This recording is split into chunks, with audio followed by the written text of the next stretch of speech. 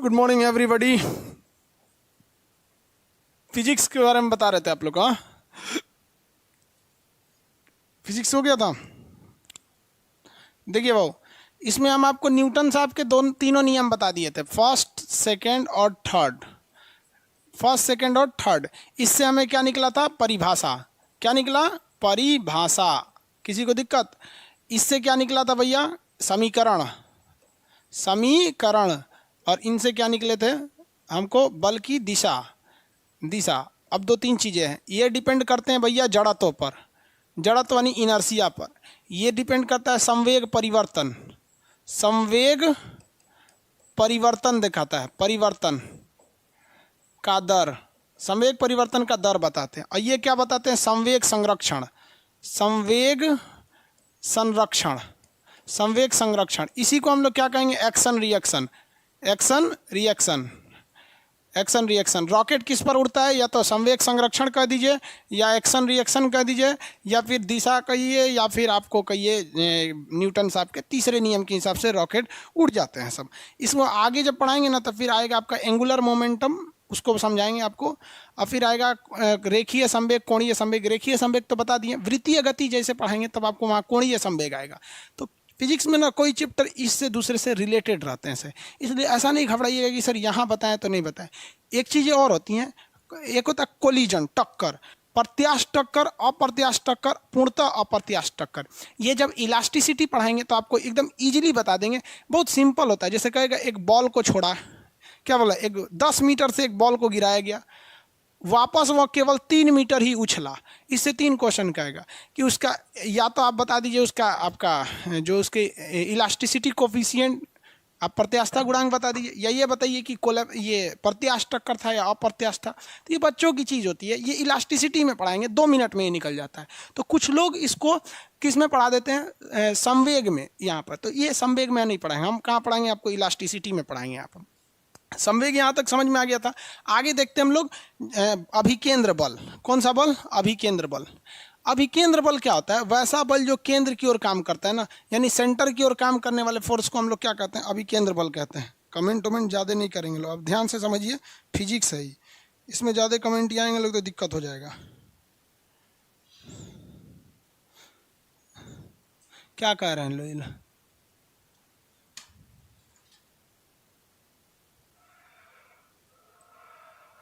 Sir 2 लड़कों की वजह से सब सा क्यों हो जाता है? हम कहाँ गुस्सा हो रहे हैं भाई?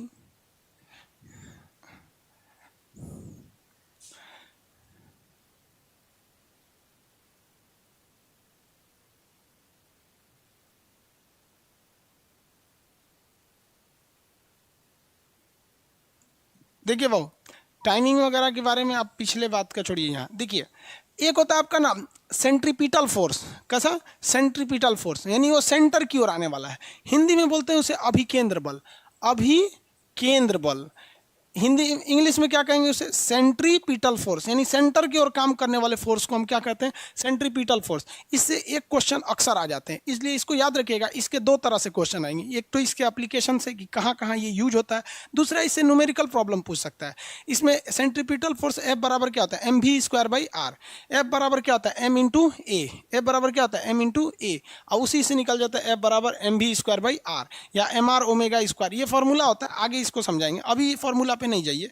देखिए, कोई भी चीज अगर वो सर्कुलर मोशन पे घूम रहा है, कहाँ घूम रहा है? सर्कुलर मोशन पर, तो उसमें 2 चीजें काम करती है। एक उसका स्पीड काम करता है, यानी वेलोसिटी काम करता है, स्पीड। दूसरा उसका एक्सीलरेशन काम करता है, त्वरण काम करता है। देखिए, जो भी चीज सर्कुलर पाथ पर घूम रही होती है, कहेगा इसमें बल किस डायरेक्शन में लगता है? तो फोर्स सेंटर की ओर लगता है। फोर्स का डायरेक्शन किधर होता है? सेंटर की ओर। तो याद रखिएगा, सेंटर की ओर डायरेक्शन जो होता है 2 चीज़ों का होता है, फोर्स एंड एक्सेलरेशन।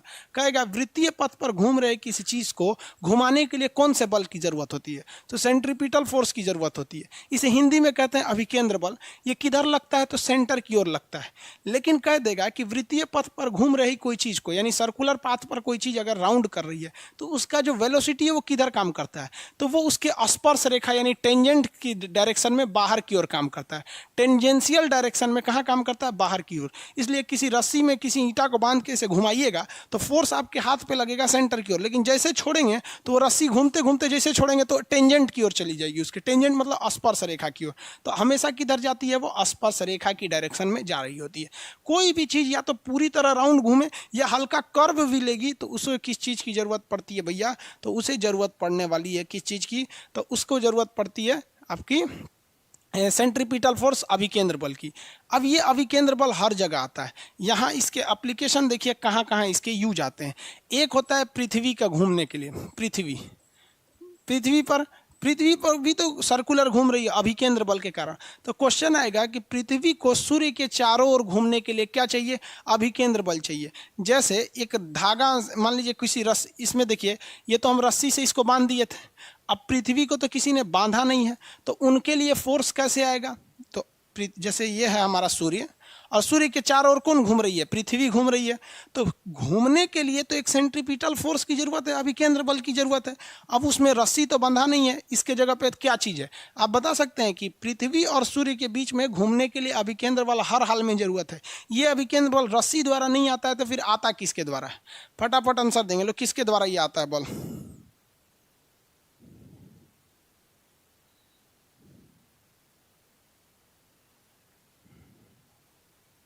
आंसर दीजिए।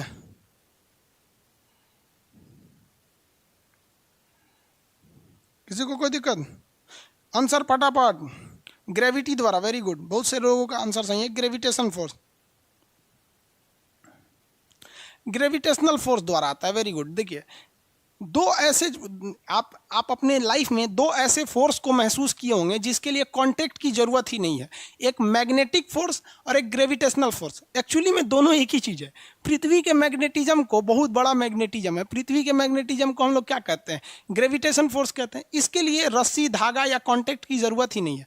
तो कोई भी चीज़ घूमती है पृथ्वी, तो ये आपका प्रीवियस ईयर का एनटीपीसी का ही क्वेश्चन है कि पृथ्वी को घूमने के लिए जो आपको क्या चाहिए, आवश्यक अभिकेंद्र बल है वो कहाँ से आता है, ग्रेविटी से आती है, ग्रेविटी उसको खिंचाव से। दूसरा क्वेश्चन आता है कि किसी भी मोड़ पर, मोड़ समझते हैं, घुमाव पर, गाड़ी को घुमाने के लिए अभिकेंद्र बल की जरूरत पड़ती है।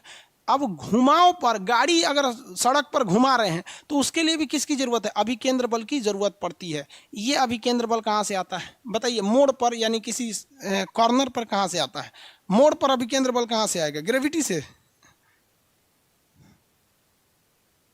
बताइए भैया मोड़ पे किससे आएगा, ग्रेविटी से नहीं आएगा।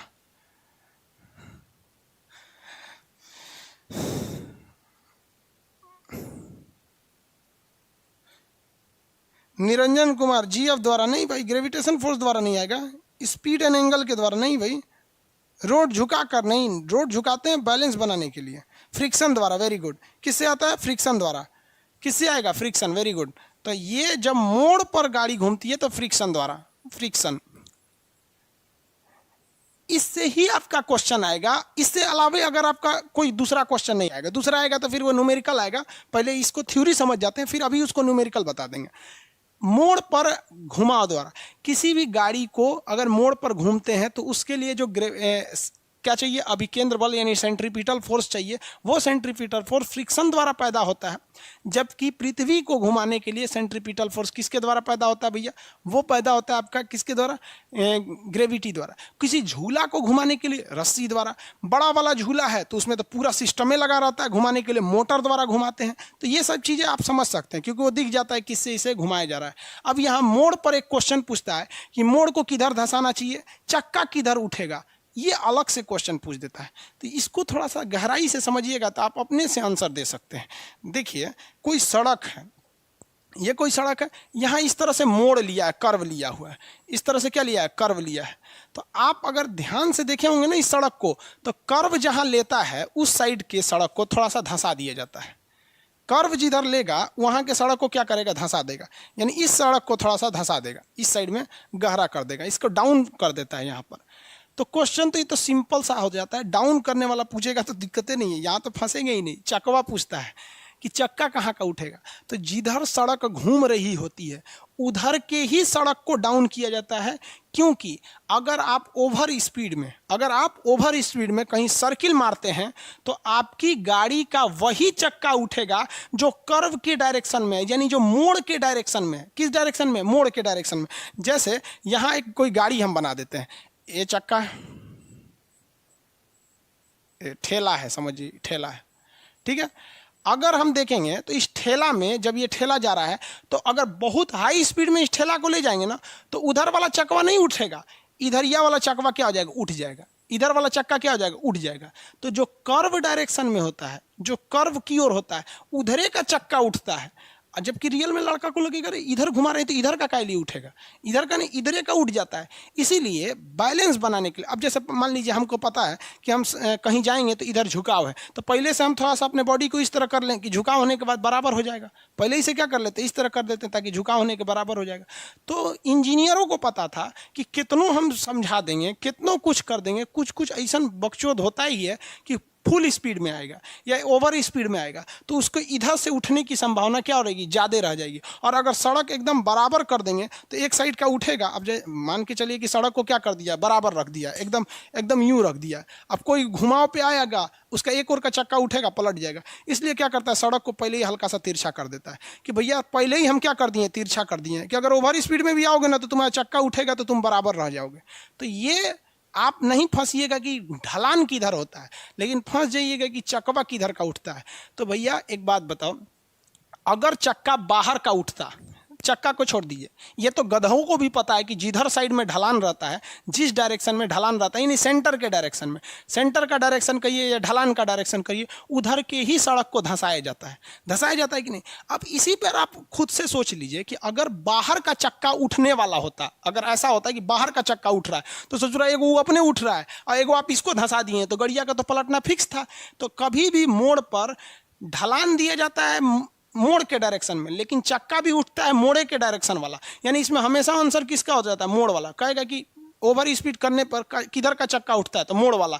इसलिए वो उठने के बावजूद उसको बैलेंस बनाने के लिए चक्का उस साइड के मोड़ को क्या कर दिया जाता है? धंसा दिया जाता है। समझ में आएगा कि नहीं आएगा? स्लोप के डायरेक्शन में किसी को कोई दिक्कत नहीं है? आगे किसी को कोई दिक्कत नहीं है? विकास कुमार जी क्या बोल रहे हैं जी?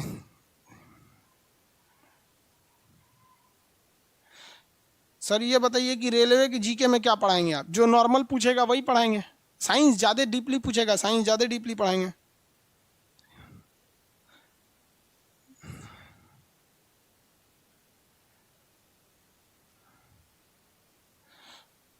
समझ में आ रहा है कि नहीं आ रहा बहू?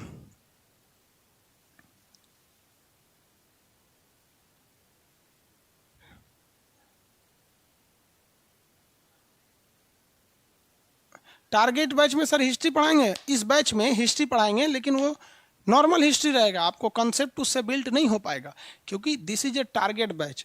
और आपको अगर हम फाउंडेशन की तरह पढ़ा देंगे तो हमारे फाउंडेशन को ख़त्म होने में मिनिमम 1 साल लगते हैं। 1 साल में आपका फाउंडेशन कंप्लीट हो जाता है। तो आप खुद से सोचिए, बेवकूफ़ तो है नहीं आपको। हम साइंस आपको एकदम बढ़िया से बता देंगे, लेकिन अगर आप जीएस बढ़िया से पढ़ना चाहते हैं तो फिर आपको सब्जेक्ट वाइज में एडमिशन लेना पड़ेगा। इसमें पढ़े रहेंगे, मेन चीज़ें बता देंगे जो एग्जाम में आएगा। असहयोग आंदोलन कब हुआ था, चौरी चौरा घाट, मतलब स्टैटिक जी के। आप अगर डिटेल्स में जाके पढ़िएगा ना बैच के कि इस बैच में क्या पढ़ाया जाएगा, तो उसमें लिखा होगा स्टैटिक जी के या फिर नॉर्मल टाइप के जो जी के होते हैं वही पढ़ाएंगे। ये समझ में आ गया ना आपको? सेंट्रीपिटल फोर्स के बारे में, किधर का चक्का उठता है किधर का नहीं उठता है। सेंट्रीपिटल फोर्स, सेंट्रीपिटल फोर्स जो होता है वो हमेशा केंद्र की ओर काम करता है। ठीक है कि इसका उल्टा होता है जिसे हम लोग कहते हैं सेंट्रीफ्यूगल फोर्स, अप केंद्र बल। सेंट्रीपिटल और सेंट्रीफ्यूगल, चक्का वाला क्वेश्चन याद रखिएगा, वही आजकल पूछता है। अप केंद्र बल, इसे हम लोग सेंट्रीफ्यूगल कहते हैं। अप केंद्र बल ये किधर काम करता है? अंदर की ओर नहीं काम करता है। ये किधर काम करता है? बाहर की ओर काम करता है। ये जब भी काम करेगा सेंटर के बाहर की ओर डायरेक्शन में काम करता है, सेंट्रीफ्यूगल फोर्स। इसके कई एग्जांपल आप देख सकते हैं सेंट्रीफ्यूगल फोर्स का। वॉशिंग मशीन, सेंट्रीफ्यूगल फोर्स के एग्जांपल क्या हो सकते हैं? वॉशिंग मशीन हो सकते हैं।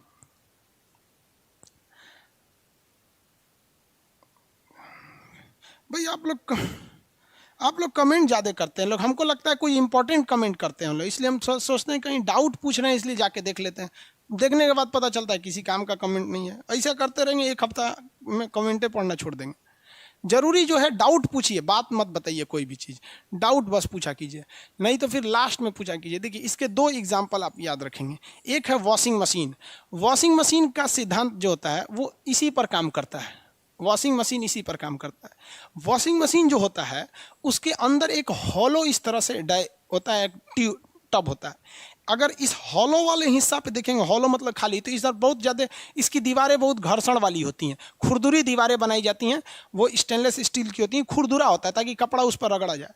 और इस पर एक मोटर लगा होता है, नीचे नीचे क्या लगा होता है, एक मोटर लगा होता है।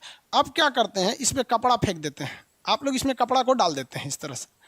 ये साफ कैसे करता है, कपड़ा डाल देंगे, पानी वो अपने से सक कर लेता है। अगर ऑटोमेटिक है तो पानी खींच लेता है, टंकी से उसे जोड़ दिया जाता है सप्लाई पाइप से वहाँ पे। और सर्फ वगैरह डाल दीजिए इसमें, तो सर्फ पानी वगैरह डाल देंगे इसमें ना, तो ये क्या करेगा, मोटरवा घुमाएगा। और इसमें क्या काम करता है, अपकेंद्र बल। जितना घुमाएगा ना इसमें खूब जोर जोर से, तो कपड़ा सेंटर से बाहर भागेगा, केंद्र से दूर भागेगा। ये सेंटर से क्या भागेगा, इस दूर में भागेगा।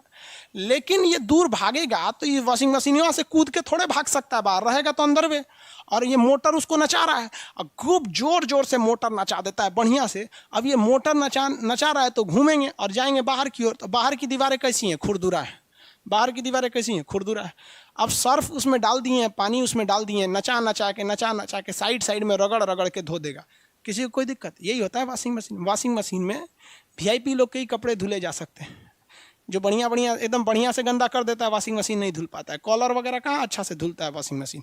वॉशिंग मशीन नॉर्मल के लिए होता है कि आज पहने कल उतार दिए, तो सोचा गंदे कहाँ था, वो तो खाली महक रहा होगा। वॉशिंग मशीन तो जाके गाँव के लोग के लिए नहीं है ये।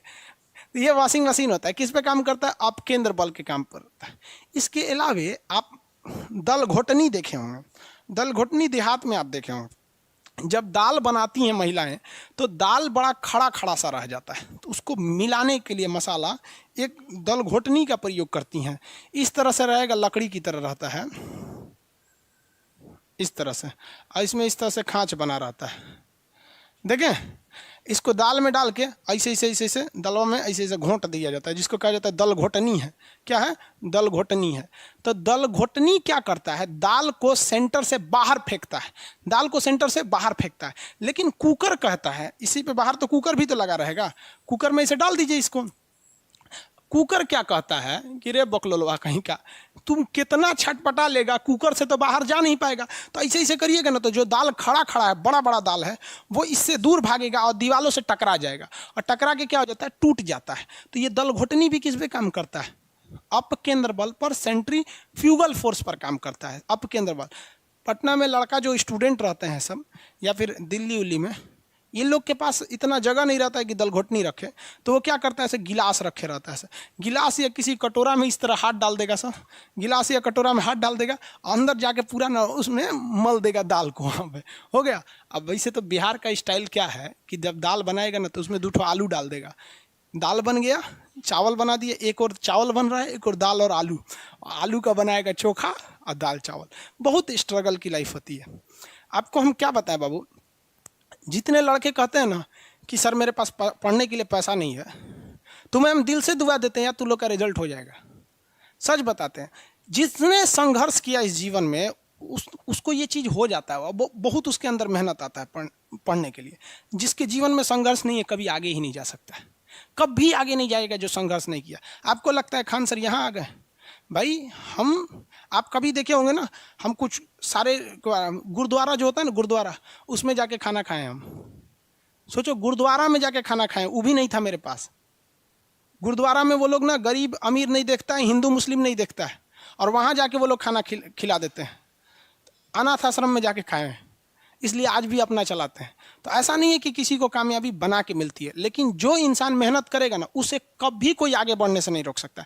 पढ़ाई से मुंह मत मोड़िएगा, समस्याएं आती रहेंगी जाती रहेंगी, आप पे लोग हंसेंगे। याद रखिएगा मेरी बात, जिस जिस पर ये जग हंसा है उसने इतिहास रचा है। हमारे रिलेशन में बहुत से लोग कहते थे कि का ये लड़कवा को पढ़ा रही हैं, क्या करेगा, पढ़ के कोई राजा महाराजा हो जाता है। हाँ, एक को भेजिए कहीं काम करने के लिए, सऊदी उदी भेज दीजिए। मुस्लिम लोग तो ज़्यादातर सऊदी चल जाते हैं, लेकिन मम्मी मेरी नहीं, मम्मी को पथरी था, फिर भी नहीं पढ़ा, कहती नहीं बाबू तुम पढ़ो ही पढ़ो। आज तो मन नहीं करता उन लोगों से बात करने का, और कहते हैं कि देखो पढ़ाई का मतलब क्या होता है। तो इसलिए हम आपको भी कहते हैं थोड़ी तकलीफ होगी बाबू, आप गरीब घर के होंगे, मेहनती घर के होंगे, थोड़ी तकलीफ होगी, शायद घर से पैसे कम आते होंगे, लॉकडाउन में और कम आते होंगे, तो आप घबराइएगा नहीं बाबू इससे। लॉकडाउन में यदि आपको तकलीफ बढ़ी है तो आप मेरी बात मानिए, आप खुश हो जाइए, बहुत ज़्यादा खुश। रीजन समझिए, रेस में जब घोड़ा दौड़ता है ना, तो घोड़े के पीठ पर बैठा हुआ उस घोड़े का मालिक उसे चाबुक से घोड़े को बहुत मारता है, बहुत मारता है, घोड़ा को दर्द होता है। वो सोचता है कि मेरा मालिक हमको तकलीफ क्यों दे रहा है। उस घोड़े को पता ही नहीं है यार तुम्हारा मालिक तुम्हें जिताना चाहता है। उस चाबुक के डर से वो घोड़ा दौड़ता है और लास्ट में वही घोड़ा जीत जाता है। तो याद रखिएगा, आपका मालिक ऊपर वाला है। अगर वो आपको बहुत तकलीफ दे रहा है ना, तो आप उस तकलीफ से घबराइए मत, बल्कि खुश हो जाइए कि आपका मालिक आपको जिताना चाह रहा है। जिस घोड़े को चाबुक नहीं पड़ेगा वो कभी रेस नहीं जीत सकता है। तो जिस इंसान को कभी तकलीफ नहीं देगा भगवान, वो कभी आगे नहीं जा सकता है। वो पत्थर कभी नहीं पूजा जाएगा जिसे छीनी हथौड़ी से तराश कर एक मूर्त की मूर्ति न दी जाएगी यहाँ पर। तो आपके जीवन में अगर तकलीफ नहीं आती है तो आप आगे नहीं बढ़ेंगे। और जिन्हें तकलीफ आती है, गरीबी आती है, समस्याएं देखने को मिलती है, पड़ोसी हंसता है, याद रखिएगा एक दिन वही लोग आपका नाम इज्जत से लेंगे वहाँ पर। और फिर आप उन लोगों से, खैर आप माफ़ कर दीजिएगा, सबको माफ़ कर दीजिएगा। ये बहुत बड़ा अपने आप में बल है। सबसे बड़ा बल नाभिकीय बल होता है, सबसे बड़ा बल, और सबसे कमज़ोर बल गुरुत्वीय बल होता है। लेकिन हमारे हिसाब से सबसे बड़ा बल होता है कि जब आप गुनाह न किए हों और आपको सज़ा दिया जा रहा हो और फिर आप उसे माफ़ कर दें। कोई आपसे बिना वजह खफा हो जाए और आप उसे माफ़ कर दें, ये भाई साहब दुनिया का सबसे बड़ा बल है। ये सबके पास नहीं होता है। अगर ये बल आ गया ना तो फिर आप बहुत आगे जाएंगे। इसलिए तकलीफ नहीं हो जाएगा। बहुत से लोगों का कमेंट देखते हैं, सर हम गरीब हैं, ये, अरे बहुत टेंशन नहीं लो भैया तुम लोग।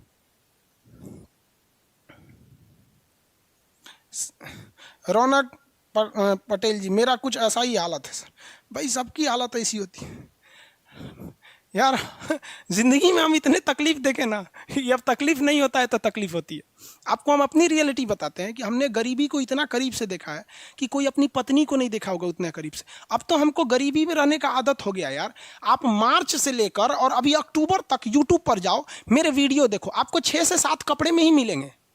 सोचो यार, आज भी हमको आदत है कि भाई हम उतने में ही जिंदगी बिता लेंगे, हम उसी में खुश हैं। अब हमको अगर कोई आराम दे देता है तो हमको आदत हो गया है कि जब हम उठते थे तो खाने को नहीं था, तो 2 बजे ही खाना मिलता था लंगर में जाने के बाद। आज भी कुछ नहीं खाते हैं, सुबह से थोड़ा सा पानी, एक चाय पी लेंगे, 2 बजे जब बैच खत्म होगा तब खाएंगे ही। आदत हो गया, अब बॉडी उसी को एडजस्ट कर लिया है और कोई तकलीफ नहीं है उसके वजह से। लेकिन हाँ, हम जो तकलीफ देखें, हम नहीं चाहते कि फिर कोई दूसरा देखे, लेकिन अकेला चना भार थोड़ी फोड़ सकता है। आप भी कामयाब हुई, आप भी समाज की सेवा कीजिए। तकलीफ सबको होती है भाई।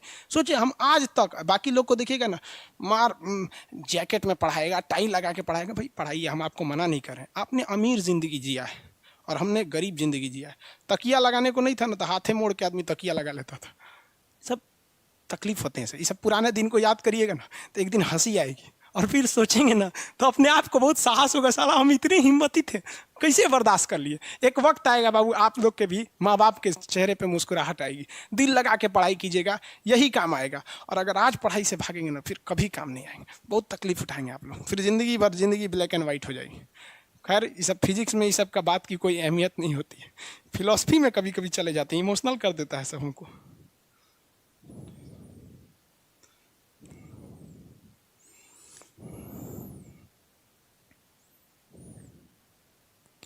आगे बढ़े, देखो भैया, ये हो गया आपका दल घोटनी। भाई सेम काम करता है ना मक्खन निकालने वाला। मक्खन निकाला जाता है ना, उसी से सेम काम करता है। मक्खन दही से निकालते हैं लोग ना, मक्खन दही से निकाला जाता है। हम तो देहात में रहे नहीं है, दही से ही निकाला जाता है। दही में ऐसे रख के ऐसे मथिएगा ना तो दही बीच में आती है। मक्खन जो होता है हल्का होने की वजह से फेंका जाता है साइड में। क्या हो जाता है, फेंका जाएगा साइड में, तो दीवालों पे मक्खन लग जाता है, उसको निकाल लिया जाता है। अरे कृष्ण कन्हैया नहीं थे, तो बचपन में तो खूब माखन चोरी किए हैं। उनको कृष्ण भगवान को लोग माखन चोरी बोलते हैं। देखते होंगे जहाँ कृष्ण भगवान रहेंगे ना, वहाँ एक घड़ा रहेगा और उसमें एक लकड़ी रहेगी, उसमें मक्खन को ऐसे मथने के लिए, और उसमें कृष्ण भगवान ऐसे जूठा करके खा के चल जाते थे। तो उनको मक्खन बहुत अच्छा लगता था। तो ये किस पे काम करता है, सेंट्रीफ्यूगल फोर्स पे। तो सेंट्रीपिटल और सेंट्रीफ्यूगल में तो किसी को कोई दिक्कत नहीं होगा। आगे समझ में आ रहा है कि नहीं आ रहा है, किसी को कोई दिक्कत नहीं, आगे बढ़े। सेंट्रीपिटल और सेंट्रीफ्यूगल, अरे भाई कमेंट वो करता है ऐसा गजब गजब। सेंट्रीपिटल सेंट्रीफ्यूगल, इसमें आप दो तीन चीज़ों का ध्यान रखिएगा। कहेगा कि वृत्तीय गति पर यानी सर्कुलर मोशन पे वेलोसिटी का डायरेक्शन किधर होता है, तो टेंजेंट के डायरेक्शन में बाहर की ओर होता है, लेकिन फोर्स का डायरेक्शन अंदर की ओर होता है, एक्सीलरेशन का डायरेक्शन अंदर होता है। घुमाव पे सड़कों को घुमाव के डायरेक्शन में यानी मोड़ की दिशा में मोड़ा जाता है, क्योंकि मोड़ की दिशा वाला ही चक्के के उठने की संभावना होती है, इसलिए मोड़वे को धंसा देता है कि उड़बो करेगा तो बराबर रहेगा। यहाँ पर सेंट्रीपिटल सेंट्रीफ्यूगल, सड़क पर सेंट्रीपिटल फोर्स फ्रिक्शन की वजह से आता है, जबकि पृथ्वी के पास सेंट्रीफ्यूगल फोर्स कहाँ से आता है भाई, उसके गुरुत्वाकर्षण से आता है।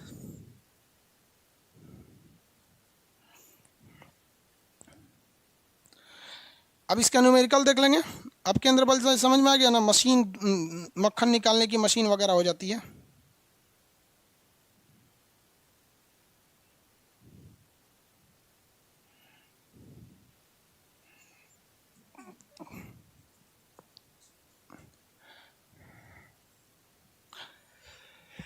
अभिकेंद्र बल यानी किसी भी फोर्स को एम एफ से दिखाते हैं। एफ बराबर होता है M V square by are, एक ये होता है M V square by are. समझ में आया कि नहीं, एक ये फॉर्मूला होता है। कितने लोग बता सकते हैं कि भी का हम आपको फॉर्मूला बताए थे कि भी बराबर क्या होता है, R omega square, R omega. V बराबर क्या होता है, आर ओमेगा। ये हम आपको रिलेशन बता दिए थे, भी बराबर आर ओमेगा, ये फर्स्ट क्लास में ही बताए थे। याद कीजिए कि कोणीय वेग और रेखीय वेग में संबंध, कोणीय वेग और रेखीय वेग में संबंध। तो जब भी कोई, आप फर्स्ट क्लास को याद कीजिए कि जब भी कोई व्यक्ति सर्कुलर पाथ पर घूमता है ना, तो उसमें दो तरह के डायरेक्शंस होते हैं। एक वो सेंटर के रेस्पेक्ट में यहाँ से यहाँ गति कर रहा होता है, पॉइंट ए से पॉइंट बी के बीच में जा रहा होता है। तो ये जिस स्पीड से गया इसे कहते हैं हम रेखीय चाल, यानी भी से दिखाते हैं। लेकिन इसी दौरान अगर आप इसको गहराई से देखेंगे तो यहाँ पर उसने एक एंगल भी बना दिया। तो एंगल ड्रॉ करने का जो दर होता है इसे कहते हैं हम लोग कोणीय वेग, और यही अगर दूरी तय कर रहा है तो इसे कहते हैं रेखीय वेग। तो आपसे वृत्तीय पथ पर जो पूछता है वो ये भी दे के पूछ सकता है कि एंगल इतना है, या फिर आपको ये भी दे के पूछ सकता है इतनी दूरी तय किया, तो दोनों पे बताना पड़ेगा।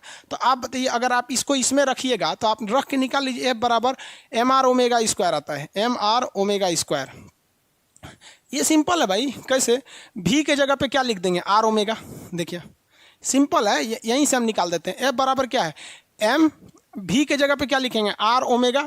अब भी का स्क्वायर करेंगे तो इसका भी स्क्वायर करेंगे, नीचे ऑलरेडी आर है, आर है कि नहीं, इस आर से ये वाला कट जाएगा आर, तो ये तो आर का स्क्वायर ना है। तो यहाँ देखिए एम आर स्क्वायर में से एक आर कट गया है और यहाँ omega square, M R omega square, तो वही यहाँ लिख दिए, दोनों फार्मूला लिख दिए यहाँ पे।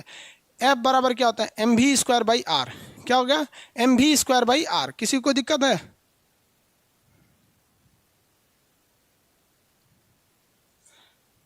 आगे बढ़े बाबू।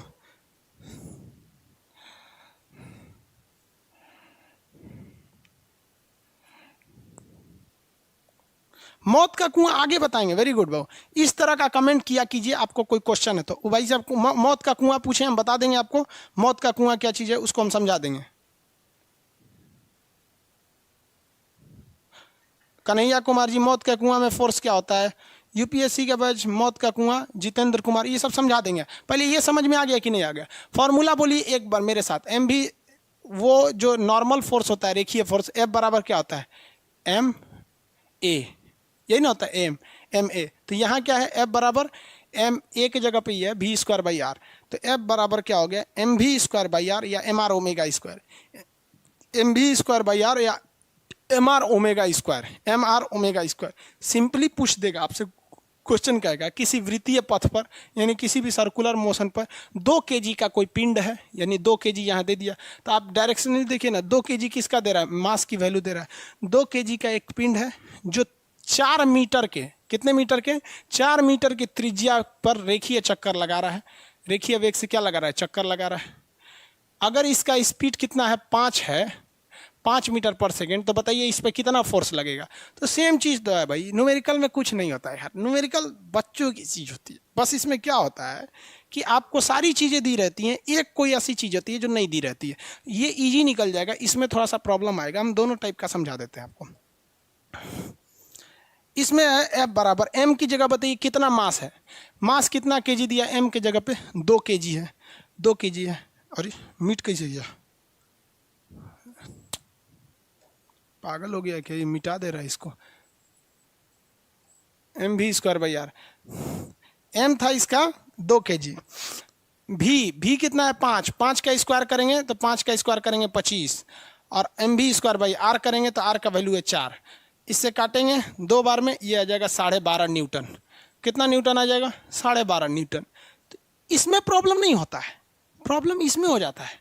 ओमेगा बराबर क्या होता है आपको बताइए? ओमेगा बराबर फॉर्मूला बताए थे, ओमेगा बराबर बताए थे ना 2 pi by T, 2 pi by capital T. Omega का फॉर्मूला बताए थे, फर्स्ट क्लास में ही बताए थे। तो आप पीछे का भूलते जाएंगे तो फिर कैसे काम चलेगा? देखिए ये क्या है, एम है, एम आर ओमेगा स्क्वायर है। कहेगा सेम इसी फॉर्मूला पे बता देते हैं कि 2 kg का था। कितने kg का था? 2 kg का था। और इसमें स्पीड तो देगा नहीं, जब एंगल देगा तो 4 मीटर के त्रिज्या पर ये घूम रहा है। एक चक्कर लगाने में इसने कितना टाइम ले लिया? एक चक्कर लगाने में सपोज इसने टाइम ले लिया 10 सेकेंड। एक चक्कर लगाने में कितना सेकंड टाइम ले लिया? 10 सेकंड टाइम ले लिया। तो आप बताइए इसका कोणीय कितना इस पर फोर्स लगेगा? तो एम की वैल्यू बताइए। एम की वैल्यू 2 kg का था, रेडियस कितनी थी? 4 मीटर। ओमेगा भैया, ओमेगा बराबर होता है 2 पाई बाई टी। फॉर्मूला बताए थे ना 2 पाई बाई टी, तो 2 की जगह 2 पाई बाई टी। टी मतलब होता है टाइमिंग। टाइमिंग कितना सेकंड लिया है? 10 सेकंड। कितना सेकंड लिया है? 10 सेकंड। तो एक काम करते हैं, यहाँ 10 सेकंड वैल्यू भर दीजिए। 2 चौको 8 हो जाएगा, इसका स्क्वायर करेंगे तो 4 पाई स्क्वायर हो जाएगा, और नीचे टी के जगह 10 का स्क्वायर करेंगे तो कितना हो जाएगा? 100 हो जाएगा। सॉल्व कर लेंगे इसको, काट कूट के कुछ आंसर निकाल लेंगे। यहाँ निकालेंगे तो 25 चौक को 100 हो जाता है, यहाँ पर आंसर निकाल लेंगे। यहाँ पर हम तो रेंडमली सवाल बना दिए हैं ना। एग्जाम में जब आपको क्वेश्चन दिए जाते हैं तो प्रॉपर कट जाते हैं, वो सवाल प्रॉपर कट जाते हैं। तो यहाँ यही याद रखिएगा कि यही आप फंस जाते हैं, आप ओमेगा को तोड़ नहीं पाते हैं। एक और तरीका है जिससे ओमेगा टूटता है। हम 3 तरीका आपको बता देते हैं, फिर शॉर्ट में हम आपको लिख देंगे कौन कौन तरीके पे आता है आंसर। आप 2 तरीका देखें, ये तो बहुत ईजी था, इसमें आपको सब दिख जाते हैं कि उसका स्पीड दे देगा, रेडियस दे देगा, मास दे देगा। लेकिन यहाँ देखिए छुपा के दिया था टाइमिंग, आपको टाइमिंग डायरेक्ट फार्मूला में दिख नहीं रहा था, आपको ओमेगा का फार्मूला निकालना पड़ गया। समझ में आ रहा है कि नहीं आ रहा है? एक और चीज़ है कि कभी कभी ओमेगा नहीं देता है। 12.5 तो इसका आ गया।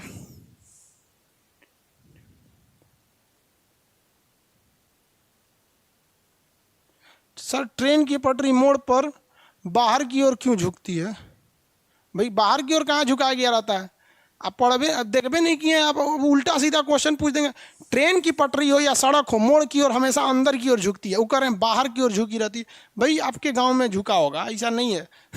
नहीं झुकता है यार, अब कैसे बताया? हम बाहर की ओर नहीं झुकता है। इस पर एक और क्वेश्चन पूछ देगा। क्वेश्चन ये पूछेगा कि इसी में सुधार देते हैं ताकि आपको आंसर बड़ा इजी समझ में आएगा। एक ही क्वेश्चन को हम दोबारा बना देते हैं ताकि आपको लगे कि नहीं भाई एक ही क्वेश्चन को कई टाइप का पूछ सकता है। यही सामान है 2 kg का, यही है आपका कितना 4 लीटर है। कितने की स्पीड से जा रहा था भाई? ये 5 की स्पीड से जा रहा था। लेकिन अब कहेगा कि ये 1 सेकेंड में 20 चक्कर लगा देता है। पहले था कि एक चक्कर पूरा करने में 10 सेकंड लगा रहा था, अभी यही नहीं बता रहा है कि एक चक्कर वह कितना समय में लगा रहा है, लेकिन ये बता रहा है कि 1 सेकंड में इसे 20 चक्कर लगा दे रहा है। इसका आप बताइए कौन सा अभिकेंद्र बल, सेंट्रीपिटल फोर्स क्या होगा? F बराबर यही वाले फॉर्मूला पे लगेगा। इस पे 2 तरह के बनते हैं। एफ की एम की वैल्यू बताएंगे 2 kg, आर रेडियस कितना है 4, ओमेगा बराबर तो 2 पाई। देखिए इसमें 2 चीजें होती हैं। अगर समय दे रखा है, क्या दे रखा है? समय, तो 2 पाई बाई टी लगाइएगा। समय दे रखा है तो 2 पाई बाई टी लगाइएगा। लेकिन अगर चक्करों की संख्या दे रखा है, कितना दे रखा है? चक्करों की संख्या दे रखा है तो 2 पाई एन लगाएंगे। एन मतलब होता है चक्करों की संख्या, 2 पाई एन यानी चक्करों की संख्या।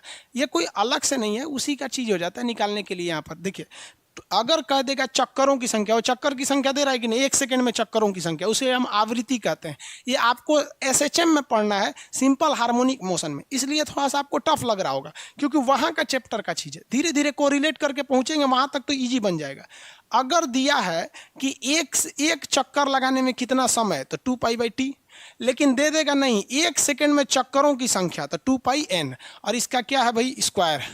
अब तो इजीली बन जाएगा। ये हो जाएगा 8, इसका हो जाएगा 4 पाई स्क्वायर, एन 20 है, 20 का स्क्वायर करेंगे 420, 20 का स्क्वायर करेंगे 400 हो गया, निकाल लेंगे इसको। एक ही फॉर्मूला है, इससे कई टाइप के क्वेश्चन पूछते हैं। एनटीपीसी वालों को सब बैच लेना जरूरी है? नहीं भाई, आप एनटीपीसी के हैं ना तो केवल इसी बैच में रहिए, आपका काम हो जाएगा, ठीक है। बाकी आप रीजनिंग और मैथ कहीं और पढ़ लीजिएगा।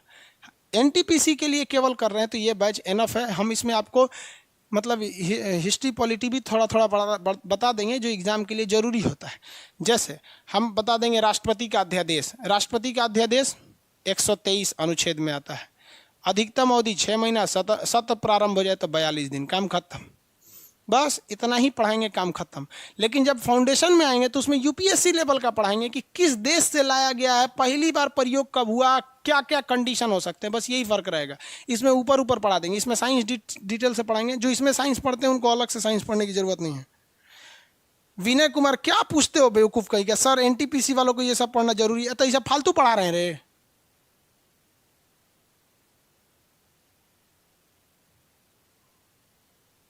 ब्लॉक कर दो तो उसको, विनय कुमार को।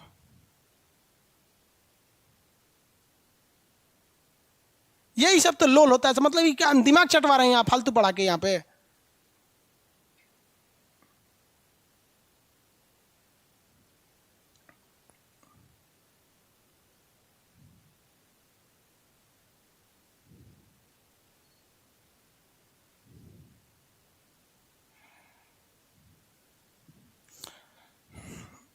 बोल रहा है कि एनटीपीसी में ये सब जो पढ़ना जरूरी है, मत पढ़।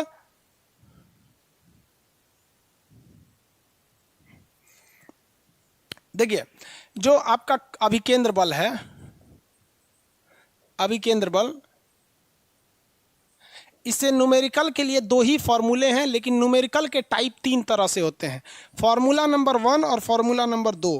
फॉर्मूला नंबर 1 होता है F बराबर mv²/r, mv²/r। ये किसी से भी ये एकदम आराम से बन जाएगा। गधा भी रहेगा तो बना देगा भाई, कुछ ना कुछ पूछेगा, आपको चाल दे देगा, त्रिज्या दे देगा, कुछ तो पूछेगा यार, इतना बच्चे का चीज़ है। एक हो जाएगा F बराबर mr⍵²। यहाँ 2 तरह से क्वेश्चन पूछेगा। यहाँ कितने तरह से पूछेगा? 2 तरह से। ओमेगा का वैल्यू 2 तरह से दे देगा। देखिए यहाँ हम यहाँ तीर हम किस पे दिए हैं? ओमेगा पर दिए हैं।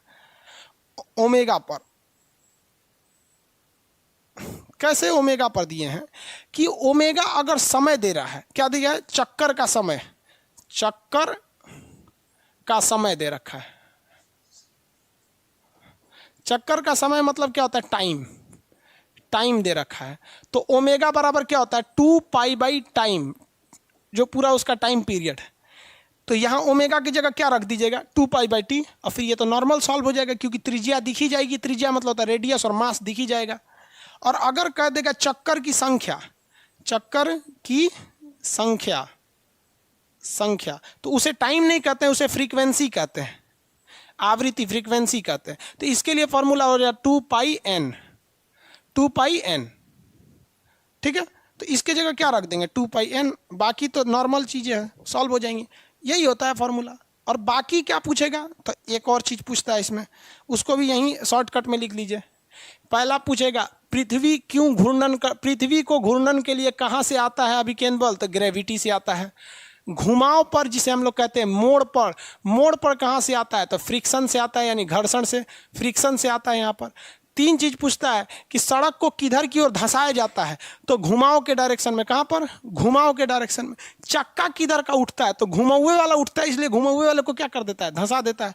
तो यहाँ पूछता है आपको, एक पूछता है धंसा हुआ, यानी धंसाव, धंसाव किधर होता है? तो जिधर जिधर मोड़ है उधर ही।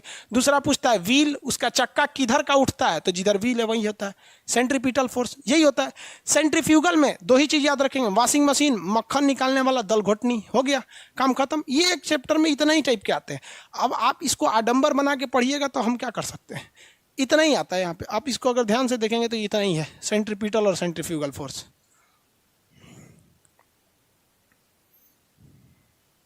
सर ग्रुप डी के लिए भी बैच लेना जरूरी है क्या? ग्रुप डी में सेंट्रीपिटल फोर्स का दूसरा फॉर्मूला होगा। भाई आप बेरोजगारों से नहीं, बहुत से टीचर करोड़पति हो गए। अरे भाई तू सोच के बताना भाई मेरे, यार भलाई करने का जमाना नहीं। आज हमको समझ में आता है ना कि टीचर इतना लूटता क्यों यार, मजबूर कर देते हो आप लोग लूटने के लिए। सेम यही चीज पढ़ाते और नाम रख देते कि ये ग्रुप डी का बैच है, सेम चीज पढ़ाते, कोई दिक्कत नहीं था, 2 जगह लाइव हो जाते, सेम चीज तो लाइव होते ना। इसी को लाइव कर देते ग्रुप डी वाले में, इसी को लाइव कर देते एनटीपीसी में। ग्रुप डी वाला भी पैसा दे रहा है, एनटीपीसी वाला भी दे रहा है। बहुत यार, अब समझ में आता है यार टीचर लूटता नहीं, आप मजबूर कर देते उसको। सर चक्कर के साथ साथ अगर टाइम भी दे दिया तब, और क्या टेंशन है यार, तब इस पे मारो। अच्छा ये देगा कि चक्कर के साथ टाइम भी, तो दोनों में आंसर सेम ही निकलेगा यार। तो वो क्वेश्चन वाला पागल है कि जो दोनों देगा, नहीं ना देगा दोनों यार, दोनों देगा तो आप किस पे रख लीजिए, अब फिर आप जिस पे यही रख लीजिए, सीधा सीधा रहता है 2πn सीधे मार दीजिए।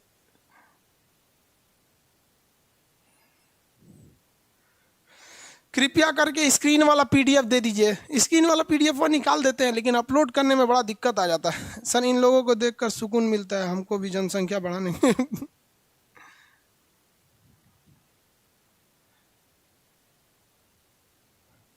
आगे बढ़े बाबू। सेंट्रीपिटल सेंट्रीफ्यूगल समझ में आ गया ना। अब इसमें हम लोग समझते हैं मौत का कुआं के बारे में। मौत का कुआं √RG होता है। मौत का कुआं क्या होता है? √RG, जिसे हम क्रांतिक वेलोसिटी कहते हैं। मौत का कुआं,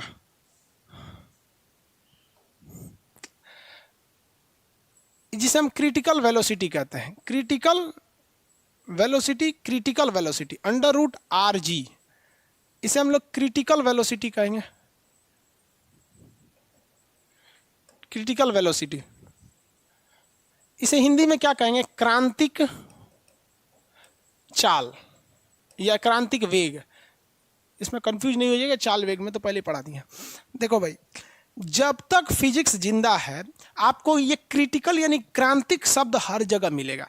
क्रांतिक कोण, क्रांतिक दाब, क्रांतिक तापमान, क्रांतिक चाल, क्रांतिक कोण। अरे भाई साहब बड़ी जगह पूछता है क्रांतिक। इंग्लिश में कहते हैं critical angle, critical velocity, critical temperature, critical pressure, critical volume, बहुत जगह मिलेगा। एक काम करते हैं, अभी फरिया लेते हैं इसको, ये है क्या क्रिटिकल। आप फिजिक्स की दुनिया से हट के अपनी ज़िंदगी में आप लोग बड़ी सुने होंगे क्रिटिकल का यूज। क्रिटिकल अक्सर डॉक्टर बोलता है यार बड़ा क्रिटिकल कंडीशन है।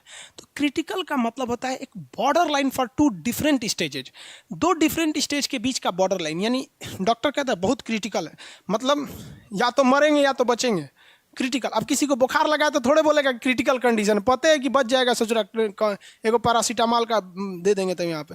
क्रिटिकल कंडीशन उसको नहीं कहेंगे। क्रिटिकल कंडीशन समझ में आ गया? मतलब उसके आगे कुछ और हो सकता है, इधर कुछ और हो सकता है, बॉर्डर लाइन है। तो उसी सेंस में प्रयोग होता है क्रिटिकल। अब जहाँ जहाँ प्रयोग होगा आप समझ जाइएगा क्रिटिकल चीज़ में क्या चीज़ है। क्रिटिकल टेम्परेचर बोलेगा तो समझ जाइएगा टेम्परेचर को थोड़ा सा बढ़ाएंगे तो ये पानी बन जाएगा, थोड़ा सा घटाएंगे तो ये बर्फ़ बन जाएगा। क्रिटिकल टेम्परेचर है उसके लिए, समझ आए कि नहीं आएगा? हर जगह आएगा तो इसका यूज समझते रहिएगा। अभी क्रिटिकल का मतलब समझ जाइए कि बॉर्डर लाइन। तो जैसे मौत का कुआं है, इस मौत के कुआं को 2 तरह से कुआं होता है। एक इस तरह से होता है मौत का कुआं, इसे सुरा ए पे गड़िया चलाता है ऐसे ऐसे ऐसे ऐसे। और एक जाली टाइप का होता है मौत का कुआं, इस टाइप का होता है मौत का कुआं। दोनों देखे होंगे आप लोग। ये एक तरह से मौत का कुआं गोल होता है पूरा। इसमें सोच रहा है, इसमें उतर के मोटरसाइकिल चलाता है सब। इसमें उतर के ऐसे मोटरसाइकिल चलाएगा सब। एगो मोटरसाइकिल ठेला बन गया इसमें, कोई बात नहीं, मोटरसाइकिल बना देते हैं। ये हीरो होंडा का मोटरसाइकिल ऐसे चलाएगा सब। इसमें 3-4 ठो घुस जाएगा सब इसमें। अब सर्कस वर्कस देखे होंगे आप लोग, इसमें घुस के चलाता है सब, गिरबो नहीं करता है सब। यहाँ इसके लिए ज़रूरी है कि उसके पास क्रिटिकल वेलोसिटी होना चाहिए। क्रिटिकल वेलोसिटी उस वेलोसिटी को कहते हैं कि जिसके ऊपर कोई भी चीज़ बिना गिरे उस वेलोसिटी पर है तो वो चक्कर घूम जाएगी। अगर उस वेलोसिटी से कम है तो लुढ़क जाएगी, और ज़्यादा है तो पूरा घूम जाएगा। इसीलिए इसे क्रिटिकल कहा गया। निकालेंगे कैसे क्रिटिकल, आखिर कितना होता है? तो ये डिपेंड करता है कि वहाँ पर ग्रेविटेशन फोर्स कितना है। तो ग्रेविटेशन फोर्स सबको पता है 9.8 होता है। 9.8 होता है, थोड़ा सा डिफर करता है, ज़्यादा डिफर नहीं करता है। तो हम लोग 10 मान के चलते हैं। कितना मान के चलते हैं? 10। अब बताइए यहाँ पर अगर हम आपसे पूछ दें कि एक ऐसा मौत का कुआं है जिसका जो रेडियस है, क्या है? रेडियस,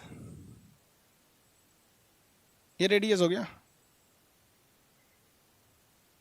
रेडियस इसका 5 है, रेडियस कितना है 5 मीटर है। इस मोटरसाइकिल की कम से कम कितनी चाल होनी चाहिए कि मौत के कुआं में गिरेगा नहीं? तो आपको पता है कि भैया हमको कम से कम एक क्रिटिकल एंगल चाल होना चाहिए कि इससे कम नहीं होना चाहिए, उससे ज़्यादा हो जाए लेकिन उससे कम नहीं होना चाहिए। कैसे निकालिएगा इसके लिए? तो इसका रेट बताइए, तो कितना कम से कम चाल होना चाहिए मौत के कुआं में कि गिरे नहीं? मौत के कुआं में चाल बताइए, आंसर दीजिए फटाफट, हम नहीं देने वाला है। अरे भैया 50 कैसे आ जाएगा ये?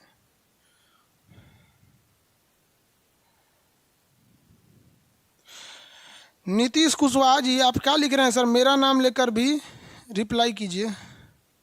सर जी, रेडियस को नीचे कम रहता है, उससे ऊपर ज़्यादा रहता है। अच्छा, रेडियस सर नीचे ज़्यादा रहता है, कम और ज़्यादा रहता है। एक बात बता भैया कि क्रिटिकल वेलोसिटी से ज़्यादा रहेगा तो कोई दिक्कत नहीं है, उससे कम नहीं होना चाहिए, कम नहीं होना चाहिए कभी भी। और रेडियस, इनका कहना है कि सर यहाँ घूमेगा तो रेडियस कम रहता है। तो भैया क्रिटिकल वेलोसिटी एक मिनिमम वेलोसिटी है, इससे कम नहीं होना चाहिए। तो हम मैक्सिमम रेडियस मान के चल लेते हैं कि कितना है, उससे नीचे गिरने ही नहीं देंगे। तो रेडियस कहीं भी अलग आएगा, कोई दिक्कत नहीं आएगा। कितना होगा भाई? अरे इस पे नहीं निकाल पा रहा है लोग। अरे 7 आंसर आएगा यार, क्या कर रहा है लोग? तुम लोग दिमाग खराब कर देता है लोग। अरे ये वैल्यू अंडर रूट लगाओ, रेडियस कितना है 5, जी की वैल्यू 9.8, जी की वैल्यू 9.8, 10 लोगे तो 50 आएगा। अंडर रूट कितना आएगा? लगभग 49 का वैल्यू कितना होता है? 7 मीटर पर सेकेंड। इससे कम नहीं होना चाहिए, 7 मीटर पर सेकेंड से कम नहीं होना चाहिए। इससे ज़्यादा हो जाएगा तो चलेगा, लेकिन इससे कम नहीं होना चाहिए। समझ में आ रहा है कि नहीं आ रहा? ये है क्रिटिकल वेलोसिटी। पता नहीं क्या निकाल के दे रहा है, ऐसा सीधे बोलते था 50, 5√2 इसको ले आकर रहा है। लगभग में निकालो ना यार, लगभग नहीं समझते हो। अब आप ही बताओ ना यार, एग्जाम्पल में अगर 50 आ जाएगा एग्जाम में तो सीधे मारो ना 7, लगभग 49 है। इतना दिमाग रखिए यार। ग्रुप डी वाला सही पूछ रहा है सर, ग्रुप डी के लिए अलग बैच नहीं क्या? उस समय यही सब क्वेश्चन पूछता है सर। अप्रोक्स हाँ सही है। चलिए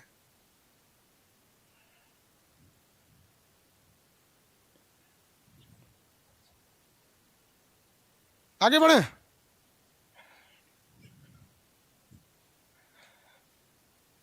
इंडियन पॉलिटी के एक लड़का का क्वेश्चन बहुत बेहतरीन था, नाम नहीं पढ़ पाए उसमें, कि सर इस मौत के कुएं में रेडियस अलग अलग हो जाता है। कभी कभी ना ये यहीं चक्कर लगाने लगते हैं, यहीं पे पूरा घूमते नहीं है सब। सही बात है, सर्कस देखा है अच्छा से, पास बैठ के देख ले, कह रहे कि सर यहीं चक्कर लगाते रहते हैं सब, तो इसका तो रेडियस कम है।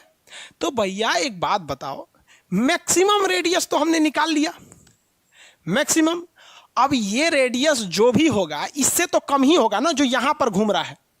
हमने 5 वैल्यू मान के निकाल लिया रेडियस का 5 मीटर को, तो इससे तो ये कम ही ना होगा। मान के चलिए ये 3 होगा, सपोज कीजिए, मान के चलिए कितना होगा? 3 होगा। तो इसको भी निकाल के देखिए ना जी, 3 होगा। तब सपोज कीजिए कि ये नीचे वाला कितना है? 3 है, तो निकालिए √3 के हिसाब से। 3 × 9.8, सॉरी 3 × 9.8, लगभग ये कितना हो जाएगा? 9 3 27 मान लीजिए, अरे जो भी मान लीजिए 30 हो गया ना। ये 30 इसमें कितना हो जाएगा? ये अरे लगभग 5.5 आएगा। कैसे समझिए? √25 का वैल्यू 5 होता है ना, हाँ, और 36 का क्या हो जाता है? 6 हो जाता है, तो लगभग 5.5 होना चाहिए। यानी यहाँ घूमने के लिए, समझिए भाई, एक्यूरेट पे मत जाइए, आप समझिए यहाँ पर, यानी यहाँ घूमने के लिए कम से कम चाल कितनी चाहिए? कम से कम 5.5, मतलब इससे ज़्यादा हो जाएगा चलेगा, लेकिन कम नहीं होना चाहिए। लेकिन यहाँ घूमने के लिए चाल कितना चाहिए भैया? 7। तो हम क्यों यहाँ पे निकाले? हम तो हर कंडीशन पे निकाल देते हैं, यानी अगर मैक्सिमम रेडियस लेके निकाल देते हैं, मैक्सिमम रेडियस यानी डायमीटर के हिसाब से, रेडियस के हिसाब से, तो वो आपकी मैक्सिमम क्रिटिकल एंगल आएगा कि अब आप इस मौत के कुआं में किधरों घूमते रहिए। समझ में आ रहा है कि नहीं आ रहा है? तो क्रिटिकल एंगल वह एंगल होता है जो कम से कम बताता है कि इससे नीचे नहीं होना चाहिए, इसलिए मौत का कुआं से आदमी नहीं गिरता है। आप अगर देखेंगे पानी का बोतल है, तो मेरा हाथ है, यह हाथ, मेरा हाथ कितने मीटर का होगा? लगभग 1 मीटर का। मेरा हाथ कितने मीटर का होगा? लगभग 1 मीटर का। 1 मीटर का हाथ है मेरा, तो मेरे लिए क्या हो जाएगा? 1 × 9.8 यानी अंडर रूट लगभग 10 मतलब 3। अरे 9 रहता तो 3 हो जाता, 3, यानी 3 मीटर पर सेकेंड की चाल से अगर हम इस बोतल को घुमाएंगे तो पानी नहीं गिरेगा। देखिए इस बोतल में पानी है, यह है यहाँ पे। अगर हम 3 से कम नहीं होना चाहिए, ज़्यादा रहेगा तो कोई दिक्कत नहीं है, इसको हम घुमा देंगे पानी नहीं गिरेगा। देखिए बोतल यहाँ पे ढक्कन है इसका, कहाँ गिर रहा है पानी? गिर रहा है नहीं। अगर वही धीमा स्पीड से करेंगे, खिंचाइन हो गया पूरा साफ कर, जहाँ स्पीड धीमा करेंगे गिर जाएगा यहाँ पर, किसी को कोई दिक्कत? तो यार ये क्रिटिकल वर्ड ही ऐसा होता है कि भाई इससे नीचे नहीं होना चाहिए, ऊपर हो जाएगा तो चलेगा। अब यहाँ पानी गिर के खिंचाइन हो गया पूरा। नेक्स्ट क्लास में मिलेंगे, शायद कल का क्लास आपको डिस्टर्ब मिले, क्योंकि हमको थोड़ा सा दिखाना है डॉक्टर को। आपको नोटिफिकेशन आ जाएगा, पूरा कोशिश करेंगे कि क्लास डिस्टर्ब ना हो कल का, लेकिन फिर भी हो तो नोटिफिकेशन चेक कर लीजिएगा। ये आपका क्रिटिकल हो गया, मौत का कुआं, समझ में आया? और एक सूचना समझिए, ज्योग्राफी की सूचना दे दो। देखिए भाई, एक नया सब्जेक्ट आपका स्टार्ट होने जा रहा है, जिसमें आपको पढ़ना है एस्ट्रोनॉमी। 2 क्वेश्चन आता है एस्ट्रोनॉमी से, जियोलॉजी, टोपोग्राफी, 1 से 2 क्वेश्चन इसमें आता है टोपोग्राफी से। एक होता है आपका जियोलॉजी, इससे तो 3 क्वेश्चन आते हैं जियोलॉजी से। एक होता है जियोग्राफी, इससे ज़्यादा क्वेश्चन आते हैं जियोग्राफी से।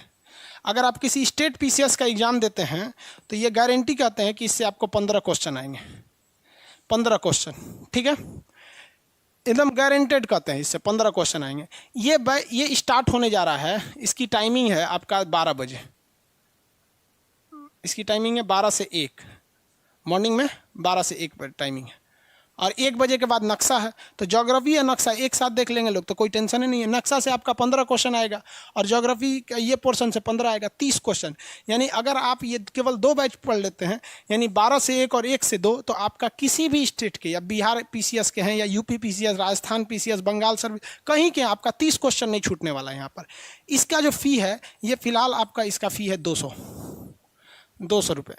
इसका आपका एडमिशन चालू होगा कल से, एडमिशन आज से नहीं होगा, कल से होगा। और ये लगभग 4 दिनों तक 200 रुपये ही फीस रहेगी, इसलिए हड़बड़ी नहीं कीजिएगा। जल्दबाजी करने लगते हैं, दिक्कत आ जाता है। इसलिए आपको टेंशन फ्री, आप कल लीजिए, परसों लीजिए, नरसों लीजिए, कोई दिक्कत नहीं। 4 दिन तक यही फीस रहेगी, 4 दिन बाद इंक्रीज करेगी।